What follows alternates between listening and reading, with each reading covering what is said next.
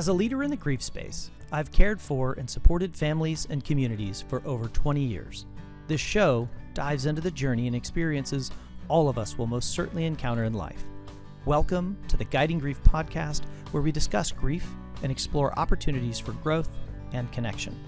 I'm your host, Nicholas Welzenbach, and this is Guiding Grief on KCAT TV. Welcome back to Guiding Grief, everyone. We are so excited to have Laura Nanada here from Senior Helpers today. She is a community relations manager, and we're starting a new 4-part series called Talking About Tomorrow. And all 4 guests will be associated with caring for our loved ones, not necessarily everyone that's in the elderly space, but people that need care beyond tomorrow. So please just tune in, dive in, and hear some experts guiding us into the world of the unknown that's usually, unfortunately, riddled with grief and times of uncertainty. So thank you so much, Laura, for being on with us today. How are you this morning? I'm doing well. Thank you. Thank you, Nicholas. First podcast? Yeah. All right. Yeah. Well, we will make sure that we lend all of this time for you to share how Senior Helpers and how you are an advocate for your community and for senior helpers, and making sure that we merge those things together so the community knows that they have an advocate for them. We had talked earlier about life's little changes, right? And, my parents need care, but I don't want care, and how they're stubborn. Can you kind of dive into where you meet families in that experience of, I don't believe I need this, and you've got family saying, you absolutely do, and how can you come in and help support in that situation in an early stages? Right. So life's little changes. Sometimes life little changes come from health crises. Some come from just getting older, and then your family's realizing, I don't really like that mom's home by herself all the time and spending way too much time in that chair. She's Right. not moving. She seems fine mentally, but she's kind of alone and not really reaching out and having other friendships. Right, well, without companionship. And then sometimes you get, if you're the individual in your family that's living longer, right, than your friends, there's more time alone. And then you're dealing with all the grief of that loss and change. Right. Life's little changes all the time. And in addition to that, you're navigating those that might be able to care for immediate family close by. Are they there all the time, right? Can they be there? Because they might be raising their own families, and you want to take care of mom and dad, or a person in your family that's disabled, but there needs to be a gap filled there. Right. Caregiving is not an easy job by any means. And a lot of families are just not capable. And that means they're either caring for their own careers, their own families, their younger families, and now they're tasked with being a caregiver for their parents, right? Yeah. Yeah, or aunts and uncles, all of those things. It seems like a natural progression. They raised me, they brought me into this world, they cared for me, and now it's my turn to care for them. It's completely different because it is regressive, right? We saw Benjamin Button, or if you've seen Benjamin Button, it's a phenomenal movie, but we see that, this cradle, sorry from the funeral director, but the cradle to the grave, and we have all these stages in between, but really caring for an adult is much like caring for a child. Mm-hmm. But your children might not have that same bandwidth that you did when that was your sole function at that point. Right. And if your parents are in need of care, you want to continue with the role of being their child, not their caregiver. Right. Yeah. Right. And that shift is a big one, because a lot of times the parent is very proud. Yeah, I can imagine Generation where of that very proud people. Yeah. And they want to continue with that feeling. It kind of keeps them going, and their pride can be a good thing. It can be a bad thing. Right. Yeah. Right. So, how do you convince mom that she needs someone around, right? And it's really individualized. Mm-hmm. So let's say mom is a very proud person, is like, I don't need help, I've been doing it, I've raised 5 children by myself, that kind of thing.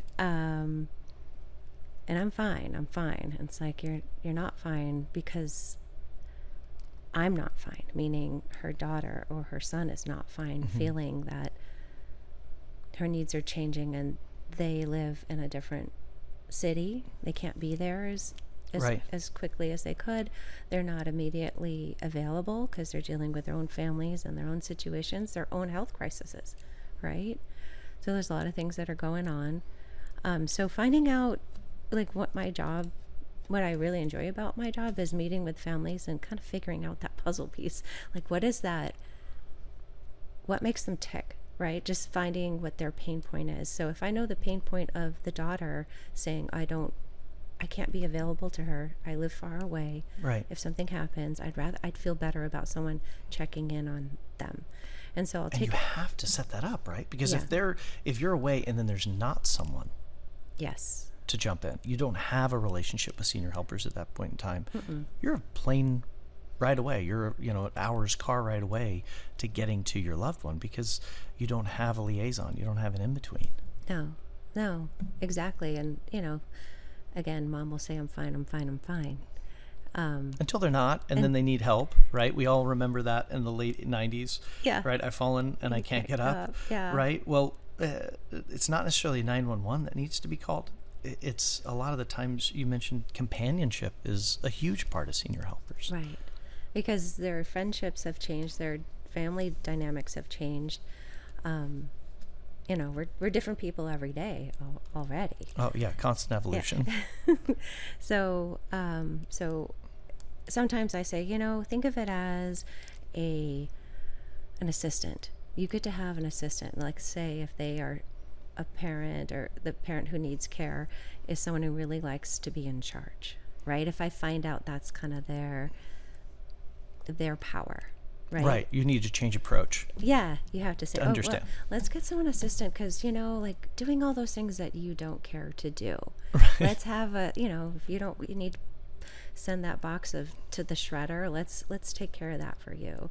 And let's send someone who has their, who's qualified to do things, meaning their background, has been checked, that they feel comfortable with the caregiver that's going to be coming in, and then developing a relationship with that person. And what my job is to match a caregiver to the need. You mentioned that a community that you serve through senior helpers, which relates to the territory and the opportunity to serve the community, included Santa Cruz. And a statistic you shared with me is that 1 out of 2 people in the entirety of Santa Cruz County is over the age of 55. Yeah.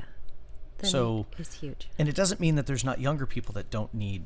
I imagine with senior helpers, you specialize in senior care, but there's other individuals that still need care that those same caregivers could facilitate that are younger, but your market is more in the senior space. But that's 1 out of 2. It's an alarming statistic, and we do care for. We have students who are at the university who are in wheelchairs that use us. Younger people who have other diagnoses that require companion care or assistance. Yeah. You talked about minimums as it relates to it, and it makes sense. You need to find someone to create a connection, and you're a liaison between the caregiver, you're a liaison between senior helpers, and then sometimes a facility, sometimes just the family home, and you're trying to not just match someone that knows how to help with someone that needs help, but relationally, right? Right. The 2 cats. Can you expand on that? You shared about that earlier. I said, like clients and caregivers are like cats. They have to get along or it's just not a good time. Yeah. And that energy is very important. The calling to be a caregiver is one of the heart. And so having a compassionate caregiver that can read the subtle signs is very important. Having an agency that can be very flexible and adapting to the family's needs, and then knowing everyone in the family that's the decision maker. I mean, sometimes the emergency contacts that I have are like 5, 10. There's so many people involved that want to be a part of the decision, and then sometimes it's not. But ultimately, it's creating a comfortable situation for both the client and the caregiver, Right. because Right. that has to match. And then the family. So, because sometimes the family needs to make that decision on behalf of the individual, because there's other things. I mean, the gravity of aging, and it's showering, and how many times a week is this going to take place, and toileting, right? It's just, when you talk about pride, it's just something that at some point in time I figured out I could do this for myself, and I've been pulling up my britches and doing this myself my entire since then. Yeah. And then it comes full circle, and the reality is that based on getting up and getting down, those are real troublesome problems that you could find yourself in, and making sure that there's someone to come and assist and take care of those things. Right. And but I could see where that impact would be as it relates to even for myself, right? If I Right. found myself in that situation, or I'm in a hospital, right, and I Yeah. need help because I've had an injury, which I have, you're navigating that relationship, right? Right. Yeah. I mean, and do you want your daughter to take care of you when you're in a compromised situation? Like, you just don't. Yeah, yeah. You just don't. And that's okay. It's just, It doesn't mean any less of someone's daughter or son if they're not Yeah. able to. It allows you to keep that space. I always think about the relationship that we get to have with our parents, right? I'm with an 11 and a 13-year-old. I am definitely their parent right now, and I think they really want me to be their friend. I'm not your friend. I can't be Yeah. your friend right now. I hope we get to the point. I'm positive we'll get to the point that we'll be friends at some point. But then you get to be your parent's friend, right? Your life changes. And that transition to potentially having to care for those things, not that it would be beneath the individual, No. right? No. But Yeah. it was just, it just changes that relationship forever. The So dynamics change. Yeah. And being there for your family it strengthens your family. Mhm. Yeah. Senior Helpers predominantly helps individuals in their home or in the environment. Mhm. So it doesn't mean that you can't live at a local care facility and not also receive help from Senior Helpers. Can you expand on where limitations, opportunities to serve? You have more abilities if you're inside someone's home than in a care facility. Is that right? Right. So there's a couple of things. So a lot of times people go into assisted living because they need more care. And that could be mentally, physically. And once you're in an assisted living, we can come in as a companion because the staff there is there to provide physical types of care. Right. Yeah. But if you're an introvert and you're someone who likes to just sit and read, you're going to end up just kind of feeling isolated. And if Right. you're not outspoken, you can be overlooked quite quickly. Just Yeah. anything in the healthcare system Yeah, oh. requires advocacy, right? Yes. That's the number one thing that anyone will tell you, that if it's cancer, trauma, broken arm, broken leg, or aging, Mm-hmm. if you're not advocating, or in this case with a senior helper, having a companion advocate for you. Yeah, it's really important, and especially for families that can't be there, at their side 24/7. And I wouldn't recommend for anyone to be someone's caregiver 24/7. It's just, you need a break. No, based on my profession, I the truth be told is that more often than not, it's the caregiver that passes before Yeah. that the individual being cared for, and we don't see that because it is so taxing on you're living your life, but then you're doing this constant work that there's really no tap out button in the caregiver space if you are the family taking out. Right. Whereas bringing senior helpers in Yeah, a couple times a week, Yeah. 3-4 times a week, you're allowing someone else to give you that reprieve, which helps with longevity. Right. I mean, you work a job and you're supposed to take your 10-minute break, your lunch break, and clock Yeah. out, that kind of thing. But when you're living with someone you're caring for, that's a lot. And what I tell a lot of people, I'm like, well, if we were to get 24/7 care to replace you, it would cost over $1,000 a day.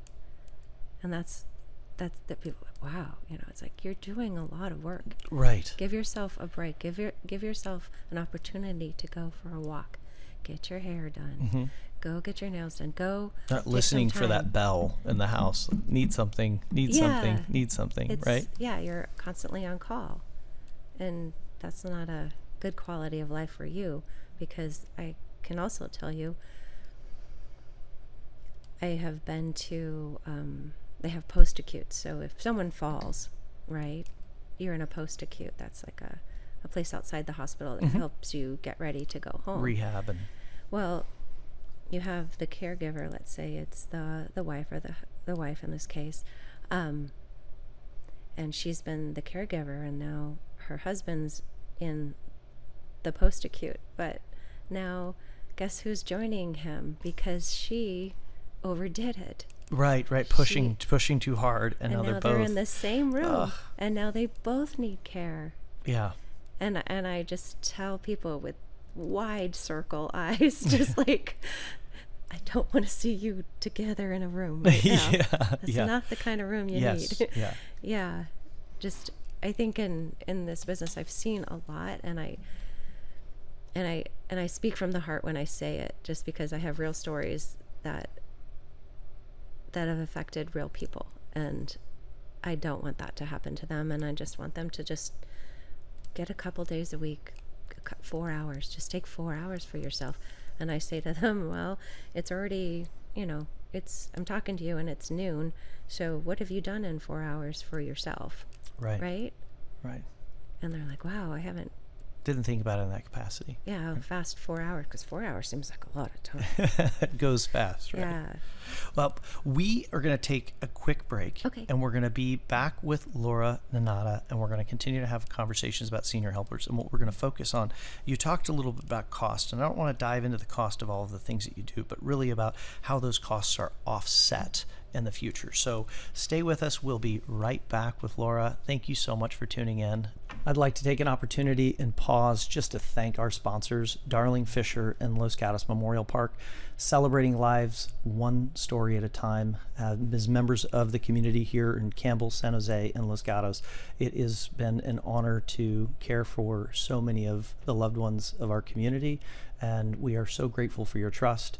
That's why we're supporting this podcast, Guiding Grief, and bringing your community information about how to heal. Welcome back, everybody. We are sitting here with Laura Nanada from Senior Helpers, and we're going to talk on the second half about the world of acronyms as it relates to long-term care, the VA, HA, healthcare assistance, all of the things that you work through every day that are part of your vernacular, but how we can help make that part of someone else's vernacular. In addition to how you help advocate to get the funding for someone to receive this type of care. So what do you want to dive into first? Because when I do this about my own business, they all have acronyms and I use those words, my internal vernacular. And then do you have that when you're talking to clients where you're like, okay, instead of using the acronym, I'm just going to say what it is? Because I think sometimes we get into this assumptive place that if you said LTC, they would go, okay, do I ask right now? Because I don't know what LTC is, which is long-term care, right? It's not a group back in the 80s, no, 90s, right? Yeah, don't go chasing waterfalls. Yeah. But long-term care insurance is a good thing for people in their 40s or 50s to consider if they are concerned about long-term care when they're older, because they're struggling taking care of their parent, or they see that their parent has had long-term care and it's offsetting a lot of costs, because I mentioned how expensive it can be. But I'm going to take it back to so there's home health. Home health is anything, and that's covered by Medicare mostly. So anything medical is home health. And then you have home care, which is non-medical. And that includes ADLs, which is activities of daily living, from bathing, toileting, dressing, those kind of things, and companion care, going to the doctors, giving you rides, those kind of activities. That's home care.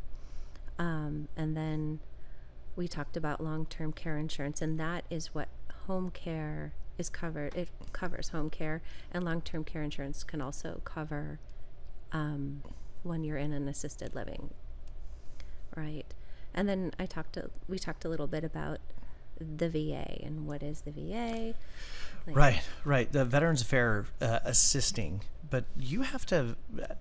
Wonderful, because when we were chatting offline, you were sharing how you advocate for that relationship for the family, right? If they call senior helpers and they're looking for a way, and you find out the individual's a veteran, that's a light bulb for you, and you're like, how could I connect you with the right person in the right office here? I think you said it was over by Santana Row. I know the name of the person, their phone number by heart, Yes. and I'm going to send you there, and I'm going to create that relationship so you can get them there, right? Yeah, like a warm introduction, or right. Yeah, just okay.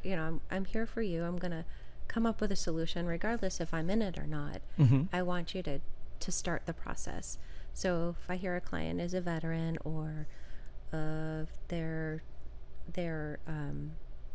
a survivor of it goes both ways. Yeah. So like, there's benefits out there. So why don't you take a look? Why don't you give the local office a call so you can answer those questions right away and start the process. Because even though, let's say, the Veteran Affairs office can fill out all the forms, it's going to take them an hour and a half to fill out the forms. So we might as well have someone at the VA do that process with you. And then it's up to 3 months to get, or longer, to get those things actually put through. So someone's in need of care, not receiving care, qualified for care, but waiting, right? And you're going to say, hey, I want to put you in a place where this is going to offset those costs, and Senior Helpers is going to provide you access. I think you said 70 healthcare professionals that are on the staff of Senior Helpers, right? Yeah, and more. Right? Growing. Yeah. So we're partnered with the VA, so the VA will pay us directly once you are receiving care from the VA. And then there's another process, local grants. And is that, did you mention those through Medi-Cal? So you have Medicare, which is, when you turn 65. And then there's Medi-Cal, which is for when you qualify financially for Medi-Cal. And then if you're in a situation where you have a need, the best place to go here in Santa Clara County is called SourceWise, and it will help you with insurance questions. It's run by the local government, so it's not sponsored by Anthem or Kaiser or whatever. It'll just advise you on the next steps. And if you're let's say your wife is in need of immediate care and you cannot provide that to her, and your finances are a bit, sometimes they're limited. In flux. Yes. In flux. Okay. Right. Yeah, I need to do some things. Or if you're house rich and cash poor, right? Because that is a thing here and everywhere. So you can apply for a grant, and they have grants up to $1,000, and that will help. I mean, every little bit helps, but you have to have someone who's on it and helping you along the way. And you're checking in with those potential patients, those families, on behalf of Senior Helpers, trying to bring that care to the individuals, which is one, it's a noble thing, right? You similar to my universe, right? We hire for empathy, we train for skill. I imagine a nurse comes with a great deal of skill already, but an empathic one that's ready to hit the ground running when they've arrived and a patient is in need of support. Right? Yeah, and it's non-medical, so our staff has they are certified as a home care aide, so they go through all the training for that, but they're not a medical professional in any way, shape, or form. But their sense of empathy is heightened. And their call to their work is really wonderful and noble. So aligning a caregiver to a client is a wonderful thing. It's really great to see that happen, because then everyone is all in. Yeah, you've told me you have to dance around it sometimes when someone says, this is the kind of person I want to have help me. And then you're trying to fit a square peg into a round hole, and you're thinking, well, I don't have that individual. And I know that if we went this way, we might be able to better serve you immediately, versus postponing care based on the fact that you don't have someone that's gender specific or otherwise, based on someone's historical experience. And it's a process, and I let everyone know that. I go, well, it's kind of like matchmaking where it's like, you're going to meet up with one of our caregivers. If for any reason you don't mesh with them, then we'll send you another.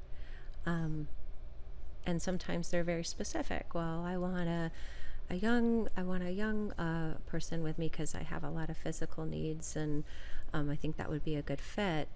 And then, or if that's more companion care, a lot of times, our caregivers take vacation too, where things happen. They have other clients they have to tend to. So then they have another caregiver that comes in, and then they're like, wow, I really like Rosa better. She's way better,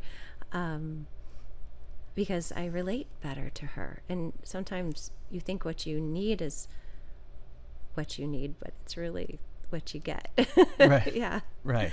Yeah. But Senior Helpers focuses on the relationship between yourself, a family, a loved one being cared for, whether it's in a home or in their home. And your focus is just making sure that that's a positive experience. And I know I've known you long enough to know that you're always on call to make sure that those relationships are being fostered, and if it needs to be changed, right? And if we're away, we want someone that's advocating for our mom and dad.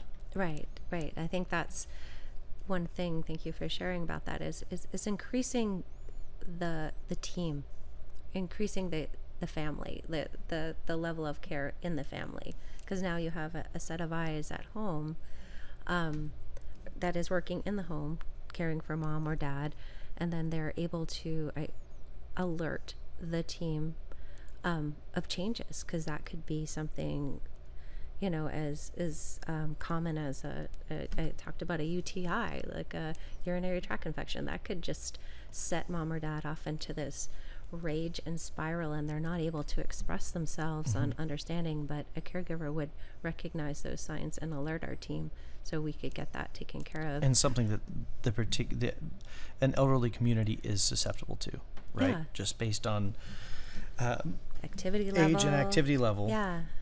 That happens, dietary, and then all of a sudden, if you're hospitalized for that, that's next level help. Oh, and if that's someone's next away, level. right, yeah. I know my own folks, I'd call them and they'd be like, oh, we're fine. We're fine. And they're healthy and happy and wonderful.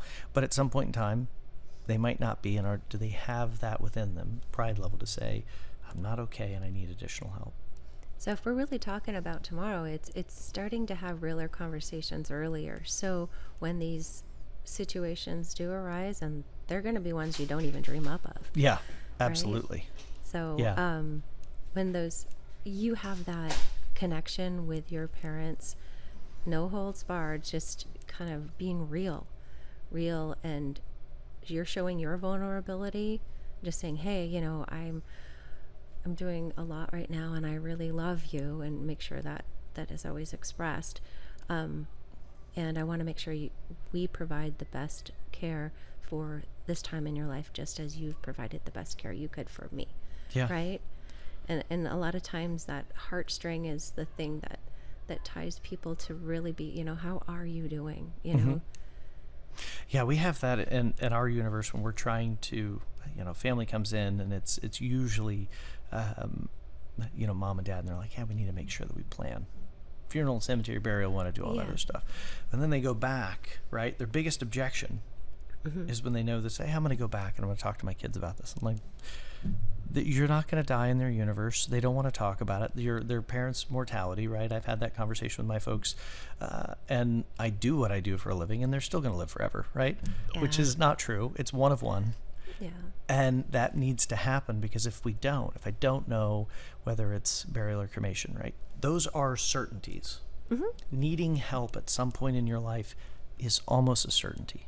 It is. With how long we are privileged to live in this day and age. Gosh, who was I? It was from 1500. It was Neil deGrasse Tyson. I was watching him the other day. And it was between 1500 and 1860. The life expectancy was, max was 35. Yeah. And over that period of time, it went up 5 years. Yeah. Right. 15 to 18, almost 1900. Now, we're living so much longer, right? and I even shared it was a organic lifestyle before then, right? We were outdoors, we were working Right. hard. There are so many other things in science and medicine that are helping to keep us alive longer.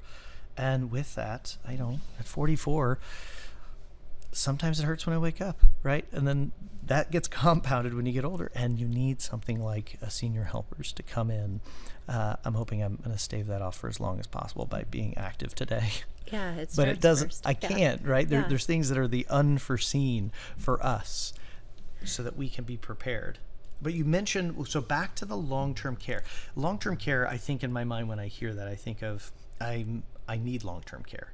When you say it, is that an acronym for an extensive link of care, or is that an acronym specific to the insurance? It's an acronym extensive to the insurance. So it's Right. it's an insurance plan that a lot of people may or may not know they have. So that is a good conversation. Ask your parents, did you have that? Do you have long-term care insurance? Because, Oh, I'm sure I do. It's Oh, I'm somewhere sure. in the pile. Yeah. It's but still, just call your agent. why don't you take a look at that before you need it? Because a lot of times they need 90 days before you have it. And that, again, 3 months, right?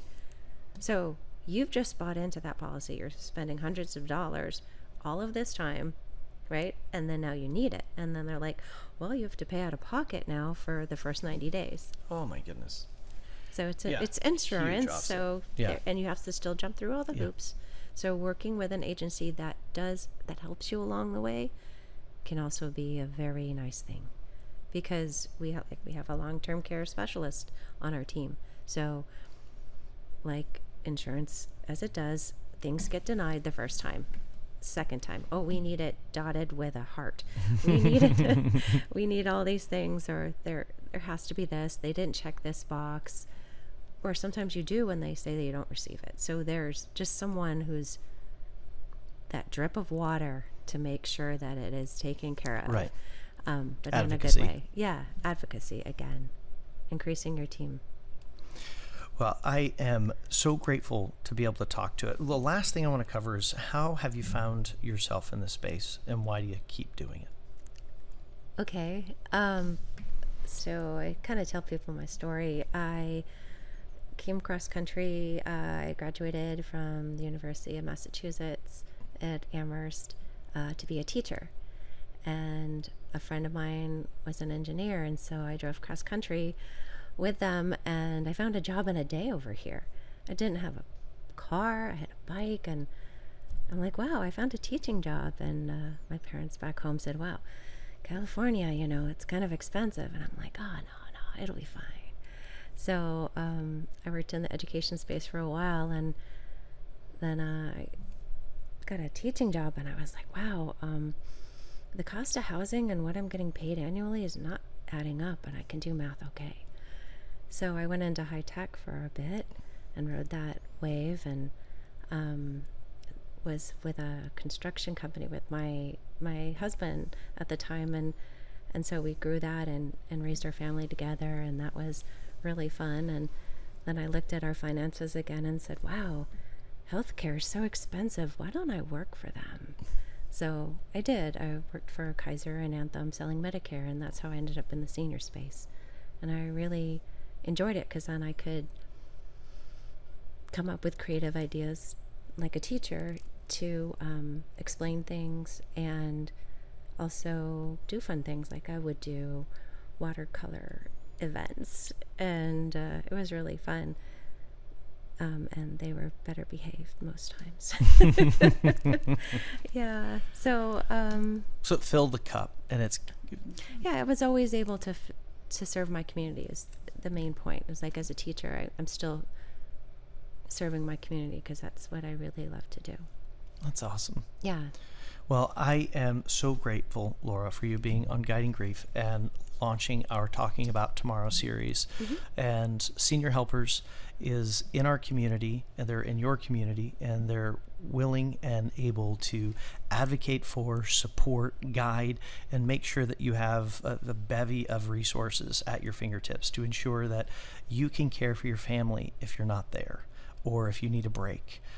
Not if you need a break, when you need a break. You need a break. You need a break. So please reach out to your local senior helpers advocate, in this case here in our community. It is Laura Nanada. We are so grateful for you tuning in to Guiding Grief, and we wish you well. Take care of yourself, take care of others, and love on your community. Thank you. Thank you, Nicholas.